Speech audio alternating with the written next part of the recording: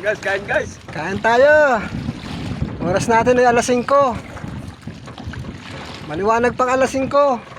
Pero kailangan kumain na natin para mamaya maagap din yung bakbakan natin mamaya pagdaid.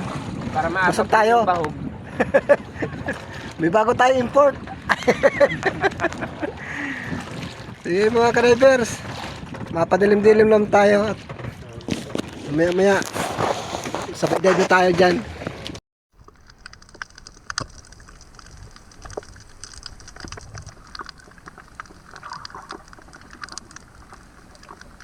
Ayan, unang dive pa lang natin ngayon. Yun, may isda agad, malaki. Kanuping yata ito. Tamaan ko kaya ito sa mata.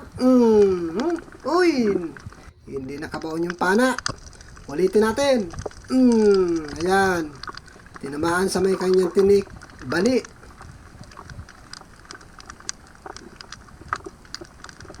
Yoy, kanuping, sapul ka.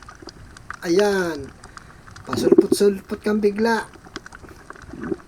Buti naman at nagpakita ka. Hindi na kita hinanap. Ikaw na yung lumapit.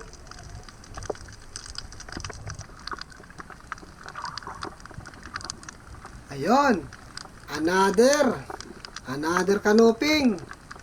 Gitik. Nakaiwas ang ulo. Hindi tinamaan ang sentido. Kaya buhay na buhay pa. Dito, baka mayroon pa. Another na naman, kanuping. Tirahin na natin sa may tinik, sa gilid. Ayan, hindi na natin ginitik. Buhay nga siya, pero stroke naman ang nangyari. Ayan, ayan mga ka-divers. Dito, baka mayroon pa. Ayun, dalawang talagbago. Subukan natin dubulin. Sana madubol natin. Ayun! Nako, hindi natin nadubol. Ang kadubol ay bato. Pero papanain pa rin natin yan. At hindi naman siya nakalayo. Ayan. Tinamaan. At least, nakuha pa rin natin yung kaasawa niyang talagbago. Magagandang klase yung mga isda dito. Ito pa, doon pa tayo nakikita. Bungit baboy. Gitik. Kuha. Napuruhan natin. Maganda yung pagkatama, mga ka-divers. Mga 1 kilo na ito. Ang presyo ng bungit baboy dito, mga ka-divers, 50 na.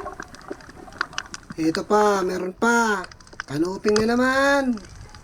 Gitik. Ayos. Nagitik natin. Sana laging ganito.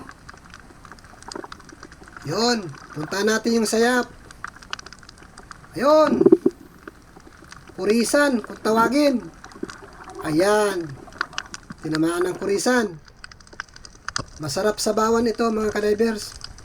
Matabang isda ito. Kaso gusto ko niyan sinabawan. Maganda ang bato dito. Ang gagawin natin, maninilip tayo sa mga butas. Ayun, meron na. Mungit baboy na naman. O kaya labay tabad. Ayun, 10 na naman. 50 ang kilo niyan. Pag nakadalawang kilo ka, di ayos na. May 100 na.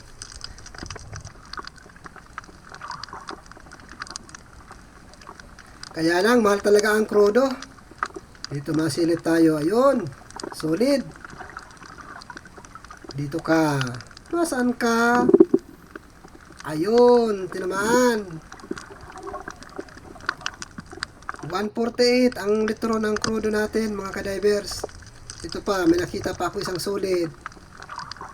Ito pa. Tinamaan na naman. Magagandang klase talaga ang isda dito. Maliit lang ang bahurang ito, mga ka-divers. Pag naubos ang isda dito, lilipat tayo.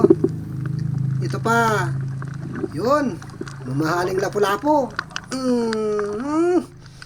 Yun talaga. Oh, imbis hindi nasasaktan, umiikot-ikot pa. Di lalong bumaon yung pana. Sa sobrang liit ng bahura, kaya hindi tayo tatagal dito. Lilipat din naman tayo. Ito, may puset.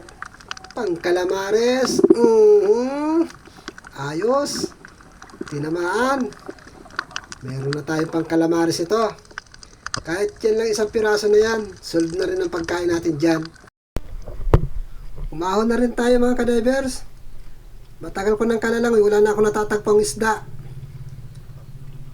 Kaya lilipat na tayo. At sana doon sa lilipatan natin, madagdagan naman itong huli natin. Ayan mga kadivers. Pero kahit pa paano, meron na tayong papartin dyan. Kaya ang asahan na lang natin na pang krodo sa pangalawang dive natin. Abang-abang lang, pangalawang dive. Yan, lipat na tayo mga kadivers. Maghanap tayo ng panibagong dive. Medyo malapit lang naman yung lilipatan natin. Doon sa malaki-laking bahura na tayo. Bagamat madilim, pero kabisado naman ang area kung saan tayo pupunta. Ayan na. Malapit na tayo sa pupunta natin. Sana may laman na ang bahura na pupunta natin. Ayan mga kadivers.